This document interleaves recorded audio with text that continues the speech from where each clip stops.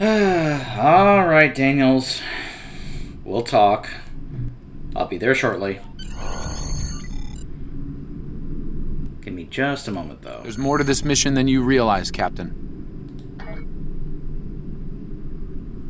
Okay. Something's not right. I'll explain shortly.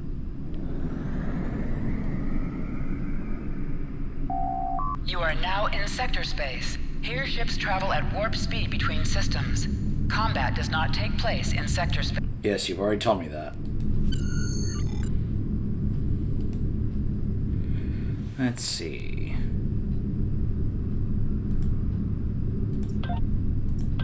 Let's just say there are times in space battles where I really hope that it gets to work on repairing my hull here, because once that goes down, I'm gonna have to.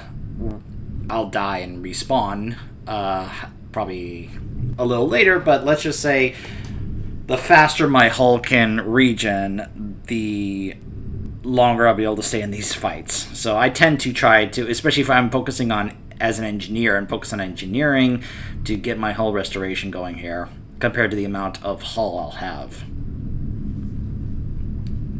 That's usually my initial tendency in this game, is to be like, okay, if I'm going to play as an engineer, I'll focus on engineering in this tree. If I'm a science officer, I'll focus on this, which I think right now I've only got my one main Vulcan on the main Starfleet faction. And then some other ones I've got tactical, and I've been focusing on tactical, which, for those of you who don't know, engineering is, like shields and repairs for this kind of area here. Like, at least when it comes to the space. Okay, for space skills, engineering obviously focuses on the hull here and other things here as we go further down the tree. Science usually tends to be about shields, and tactical is focused on weapons. When it comes to stuff on the ground, it's a little different. Like, in some ways, like, you could see that, like, tactical is mainly DPS, whereas science can be healer, and engineering can sort of be tanky, but also provide other things, such as turrets, for example. So, it's not a huge difference, but it's just kind of one of those, like, little difference and cosmetic stuff here, so... Alright, so we'll take our landing party, and I guess we'll get to see what Daniels has to say. Alright. I appreciate your patience. I'm what's known as a temporal agent. It's my job to preserve the timeline. You helped me stop one temporal incursion at K-13. There's been another at Babel, and I could use your help with it. Welcome to the Temporal Ready Room. I use it to monitor the timeline. The Nakul have sent agents to a critical point in time. We believe they disrupted the Babel conference in 2268 aboard the USS Enterprise. I want to send you back there to stop them. You'll be sent back to a point shortly before the conference begins. I'm sending one of our best temporal agents along. I believe you've met. Nice to see you again. It's been some time. Hi, Chekhov. For you, I see hardly any time has passed at all. It must be strange to see me looking, older. Once you're on Enterprise, deal with the Nakul and make sure the conference proceeds as planned. You'll have a temporal transponder, which will allow me to communicate with you and bring you back. You'll also have these bioscanners. They're short range, but will detect Nakul agents nicely. Do the job right, and no one will know we were there.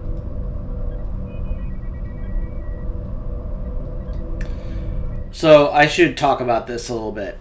First off, I'm sure this has to do with other stuff that happens later on. Daniels is apparently a character in later shows and such. Again, I should remind you guys that I'm mainly just currently watching the original series and working my way in release order. So if Daniels has to do with stuff that happens in later shows, I haven't gotten to that yet. Chekhov, however, like, I've been seeing him in some episodes here and there, and from what I've seen, I've heard that some find this very sensical, or let me say that again, that this makes a lot of sense to them, that Chekhov would be a part of this group of temporal agents monitoring the timelines, because it's Chekhov. Also, you'll notice he's wearing the uniform from the Wrath of Khan movie, which some consider to be the best uniform that we've ever had in Star Trek. And it looks great. I agree. I think it's a great looking uniform. I grabbed a couple of tunics, but I didn't get the Khan uniform for this game, but I will. I will absolutely get that because that's a great looking uniform. Dan's uniform, though, I don't know what the heck that is he's wearing. But, yeah, if this temporal timeline agent stuff, by the way, apparently my companions here know about this and whatever, but by the time we get to the end of the starting zone, this will, well, let's just say this will not exactly be something that my crew will be all that, like, oh my gosh, what is this and all that. Like, it'll be like, oh, okay, I guess we'll have to go along with this then. The situation at Babel shouldn't be happening. Something in the past has changed, and not for the better. Oh, and also, apparently, I'm guessing this has to do with an episode, and I don't think I've gotten to this episode yet. This may be an episode that happens later on, either later in Season 2 or maybe even Season 3. I don't know. I haven't gotten there yet. So, yeah. We'll make this right.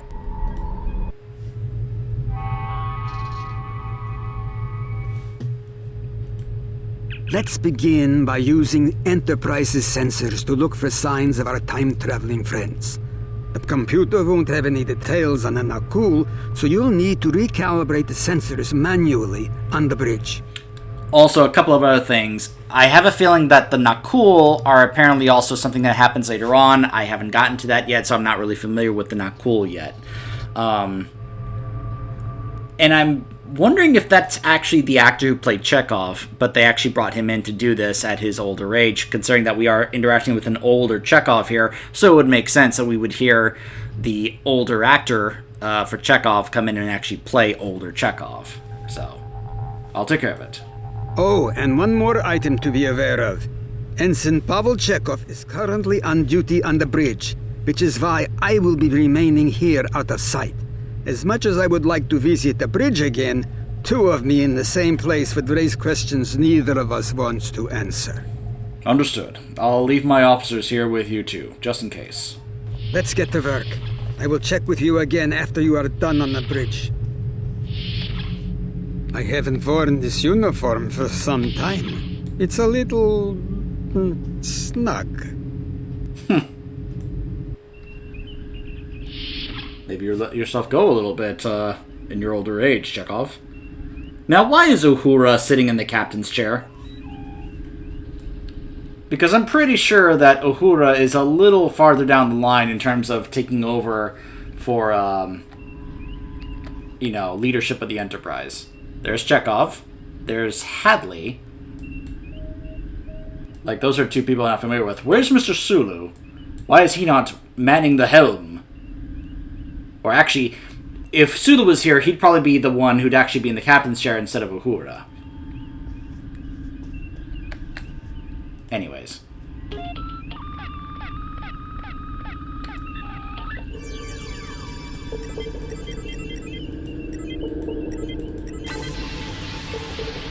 Nice work. I'm getting some readings from Deck 11, but I can't pinpoint them. Some sort of interference. We'll need to get close and scan by hand. Start with the mess hall. There are a lot of people coming and going there. Right. Heading to Dock 11... excuse me. Heading to Deck 11 now.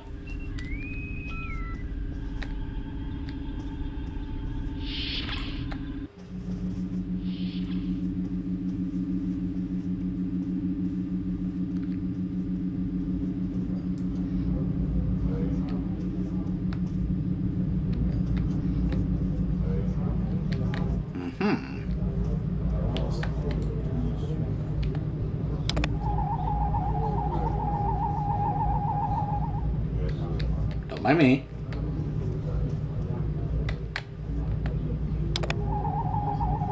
Nothing, just a scan. Nothing suspicious.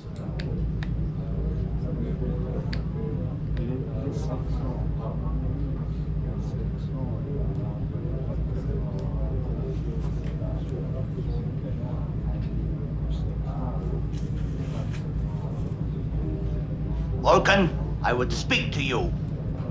It does seem unavoidable. How do you vote on the Corridon mission?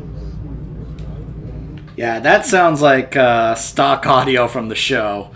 Again, I'm pretty sure this is an episode I have not gotten to yet. Could you bring me some more of the little blue ice cubes?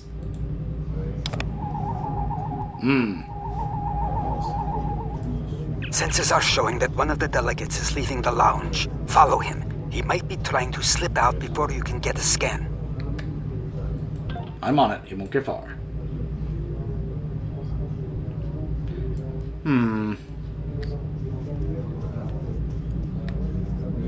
Which way is the garden deck? I want some fresh air. Wait, is this the infamous hippie episode I've heard about? I haven't gotten to that episode yet. I'm just guessing that based off what he's wearing, because I think I've seen an image of that episode, and I thought he looked like this. Anyway. Is there something I can help you with? I was about to ask you the same thing. The meeting is taking place in the lounge, Ambassador. I'm well aware of that. I'm weary of listening to the Tellarite ranting at the Vulcan. I'd like to retire to my quarters. Ah, well, I believe the diplomatic quarters are on deck 6, sir. Of course. Now, if you'll excuse me, I'll be on my way. Have a pleasant evening, Ambassador.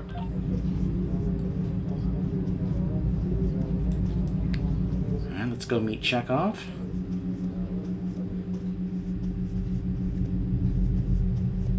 Wait, am I going the right way? No, I'm not.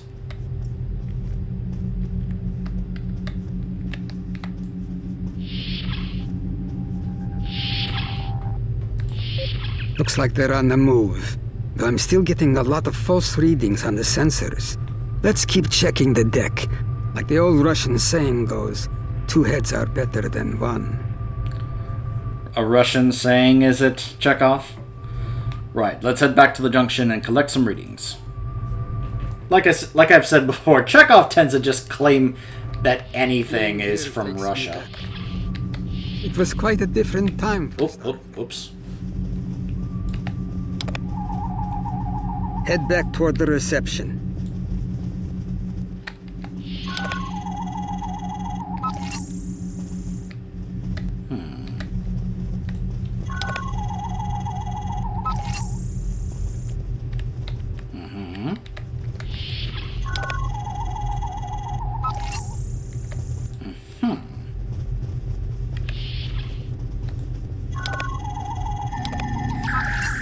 There he is. Aha! That's Ambassador Gav.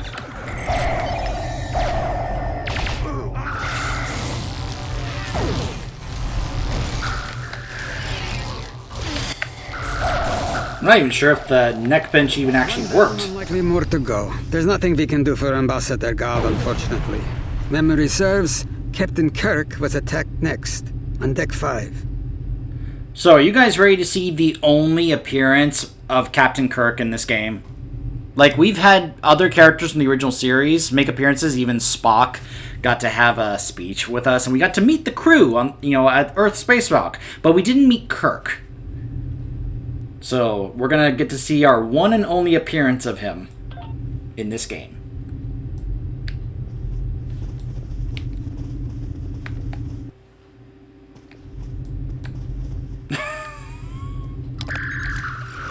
I love the way that was shown there.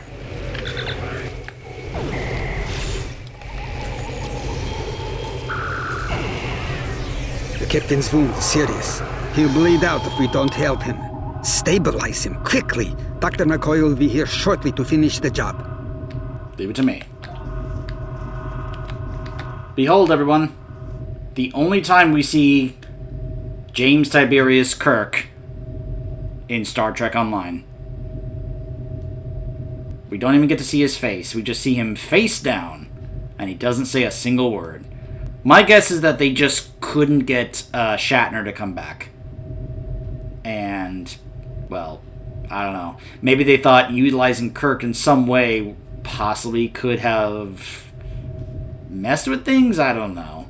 I would love to see what the actual like reason or explanation is given for the lack of Kirk in this game. But then again, I don't think other notable characters like even Picard or others are in this game as well, so whatever.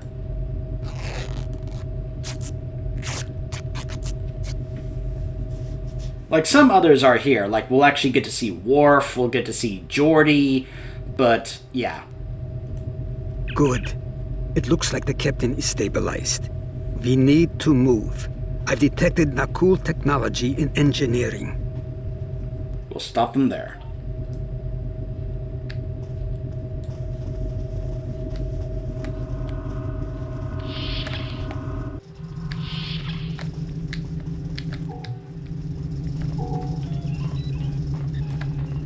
Scott! Someone set a bomb in here. I cannot defuse it and keep the mains online at the same time. Wait, Chekhov, is that you? You look older than me, laddie. And you, the last time I saw you was on Dorzana Station. Something was dodgy then, and it's more than a wee bit dodgy now. It's complicated, Scotty. We've been sent back in time to keep the Enterprise from being destroyed. Aliens are trying to alter the future of the Federation. There's no time to explain. You have to trust us, old friend. We're here to help. All right, lad. You can start by helping me keep this ship from blowing to pieces, and get rid of that bloody bomb, if you can. Just tell us what you need us to do, Scotty. Divert power to the number 4 shield.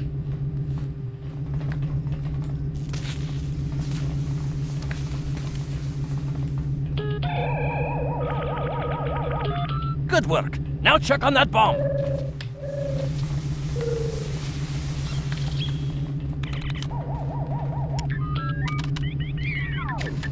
Auxiliary power to weapons.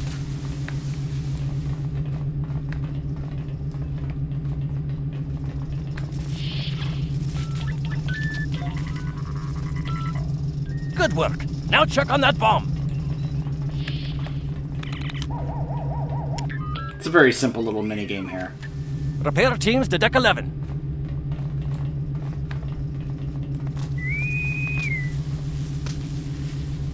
Good work. Now check on that bomb.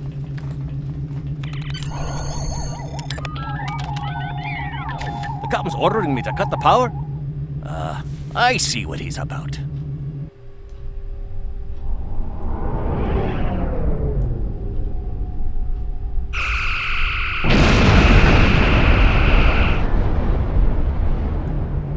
That got him. We can't disarm this bomb, but we need to get to that Orion ship anyway. We can take it with us. Why not just beam it into space? We can't let that ship be captured. It has dangerous technology on it. Scotty, I need you to trust me. That ship needs to be destroyed. You can't tell anyone what happened here. It could damage the timeline irreparably. Besides, I'm captain now, so I technically outrank you. All right, lad. I'll take you at your word. Once you're ready, I'll send you and that bomb over. You know, it's very easy for me to picture a number of the people in the TOS crew that can be captains. Like, Sulu makes perfect sense. In fact, I believe he does become a captain later on, because I've seen a clip of him actually, like, being in the captain's chair, calling for shields! Shields! Chekhov as a captain, and part of this makes perfect sense. Scotty absolutely as a captain. Like, if I was part of his crew, I would absolutely follow him. Based on all the stuff I've seen in the original series, I'd be like, yes, Scotty! Spock is an interesting one, because I've seen a couple episodes so far where he's been put in that position, and he has not done the best that he could do, because he approaches it from a different standpoint. But then again, this is also an earlier version of Spock that hadn't learned some of the things that he does later on. Plus, I just saw Mirror Mirror, and in that version, the Mirror Spock was like, I don't want that position of authority. I don't want the captain's position. So Spock's a different thing compared to some of the other people on the crew that I could absolutely see being in a captain's position. Good luck to you. Energizing.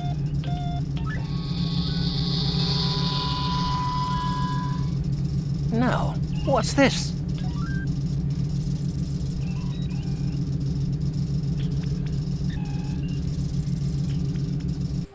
Now what if I just push this little button and boom? Sorry. Klingons! The Orions will lock down their ship. We need to override their security systems. Or not. Never mind. X to aim your weapon.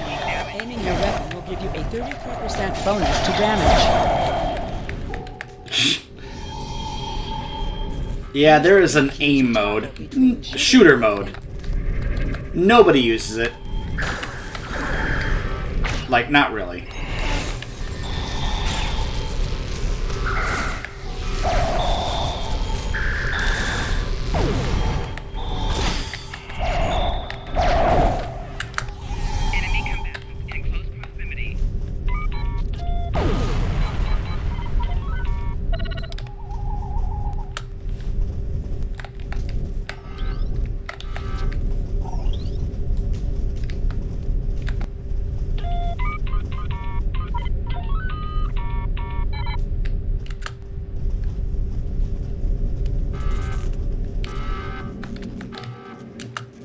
Use C to crouch.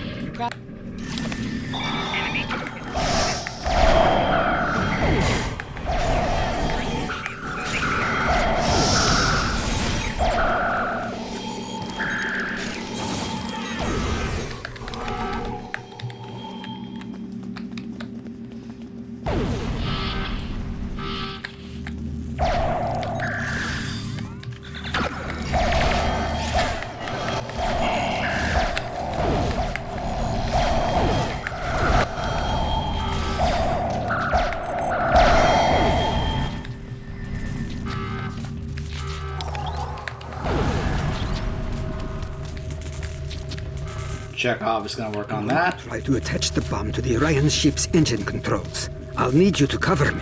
See if you can hold them at the doorway so they can't shoot me in the back. I'll try to keep them away from you, Chekhov.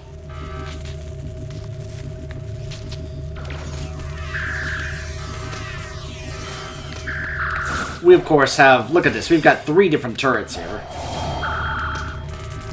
Scavern puts the bolt turret down. I think Temet is the one who puts down the medical generator because she's a science officer, so she heals.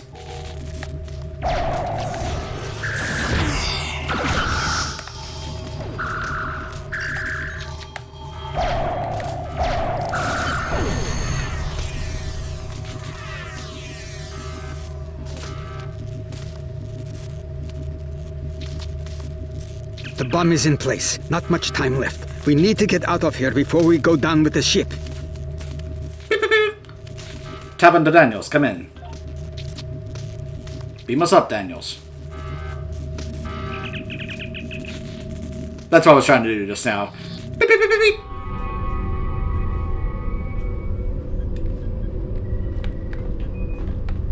That was close. I'm glad I got you out of there in time. You're both valuable agents.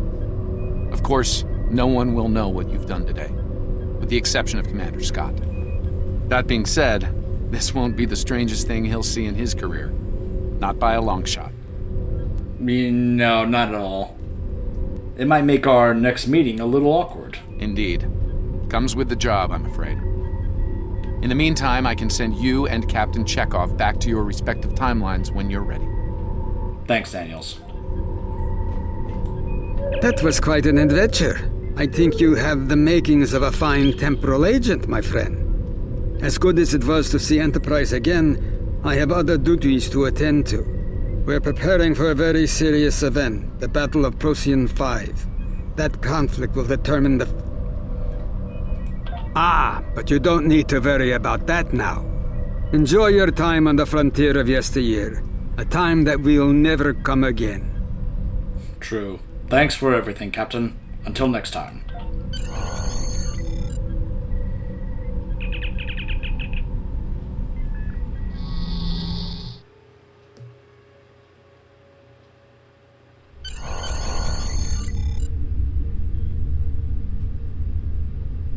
A lot could have gone wrong today. We could have lost critical figures in history. Sarek of Vulcan, James Kirk, and the crew of the Enterprise. The list is long. However, the timeline was preserved, thanks to you and Captain Chekhov. The Babel Conference proceeds as planned, and Corridan is admitted to the Federation. Well done. I'll continue to monitor the timeline for incursions. I hope I can count on you again when the time comes for action. Alright. So we can then get to choose our own next bridge officer that we want. I'll go ahead and grab another fellow Vulcan. Congratulations, Lieutenant. Thank you, Mr. Spock. Things are heating up with the Tholians. Monitor stations are detecting large fleet movements toward Federation space, and they're refusing all of our diplomatic hails. We're doing all we can to prevent a war, but it's not looking good. I want you to join a task force I'm assembling. If this goes south, I want my best people on the front line when it does. Very well. Stay safe out. And we will be doing that when we return. Stay tuned. The Federation shouldn't be having significant issues with the Tholians at this point in time. I've been scanning the timeline and I think I've found the problem. 2 years ago, a Tholian colonial fleet was destroyed. The Tholians blamed the Federation, and increasing hostilities have ultimately led us here. This is something I'll need your help to correct. Apparently I can't even end a video without Daniels interrupting me. Okay, is that it? I've pinpointed the incident in question, setting temporal transponder back 2 years. We need to correct the timeline during the Defiance encounter with the Tholians. Okay, are you done, Daniels? Okay, now I'll cut it off. Stay tuned.